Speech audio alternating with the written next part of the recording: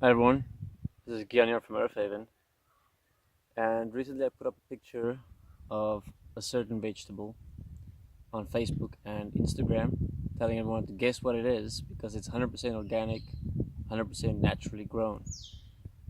So organic means it hasn't been intervened with, it's a natural fruit, it's a heirloom seed. I suppose that includes or adds to it being organic. It's not GMO, although everything is GMO, genetically modified. Even nature genetically modifies itself over time to resist or fight off certain disease, pests, etc. Except how humans do GMO is we add things in that is also harmful to us, which is a problem. But GMO in itself, genetically modifying something, isn't unnatural and isn't bad either. It's about how you do it, why you do it, and for what you do it. So that vegetable was this one of which I had a picture, and this is a sweet potato. Yes, it's a sweet potato. I mean, just look at that. Doesn't look like a sweet potato at all. So there's a spider walking on it, and the spider is going down. 100% natural. Even the bugs live in it. That's how good this vegetable is. They don't mind living in it. There's no poisons, pesticides, nothing used. And here you can see a gaping hole that looks like a pussy section of it, and it doesn't look too good inside either. But what I have been doing is I took them out of the soil, lots of them, and now I'm cleaning them.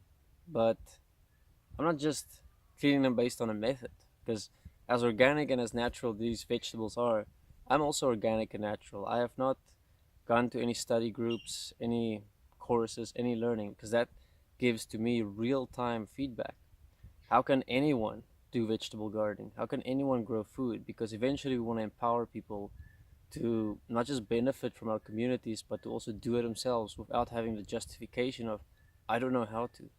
I'm not educated to do it. I'm playing stupid doing this. And as you'll see today, I just went with how am I going to clean them? What am I going to do with them? So here's, for example, a another one, sweet potato, also gaping holes. It still has all the dirt on it, and I'm putting it in water, just normal water, and not to waste water.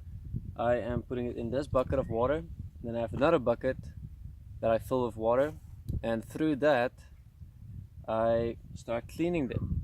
So here is the result of me cleaning them. So you can see there the ones I've cleaned, and if I find they have some, as I showed you just now, disgusting parts on them, I just cut it out, because I'm imagining that I'm poor, I don't have a lot of food, this is all I could grow in the soil, and it worked because I did not water that soil. I did not put anything in that soil. I just put the seeds in, and boom, let it grow. So I cut it out, and I'm gonna allow it to dry, and then once it's dry, it's basically closed up again. So then I'll eat it, and I'm appreciating every single one. So you'll see I have tiny ones,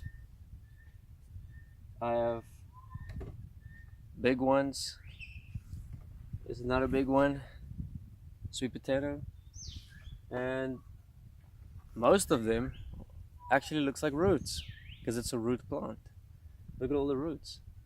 Most of the other roots I left in the field with some small ones because we're also doing where we share with nature and environment. So I take some out, take for us, and that we will share among humans, and then lots of them I will share with nature, with the environment, and then they can also eat. So in the end, we'll have a symbiotic relationship of sharing. They give me good soil, they take care of pollination, they take care of, all the things I'm not even aware of, while what I'm producing I'm also giving back to them because I helped in producing it, and then we will take the food and share it among ourselves as people. So this is what I got so far. That's what I still need to clean, and then I still need to go take out more sweet potato out of the soil later on. I'm first teaching myself. So I have a knife of which I cut out the bad looking parts. I have water, two sections of water, one where I put them in first, just get the most of the dirt off. Put another bucket, clean it properly, all the dirt off, and I put it in there so it can air dry, so it can dry with, after washing it. And then after that, I'm gonna store it in a cool, dry place, and where they don't get moist or moldy and things like that. So that's an update on what this big vegetable was and a few of my pointers. And it is a sweet potato. I saw some people call it a yam. I suppose it looks similar.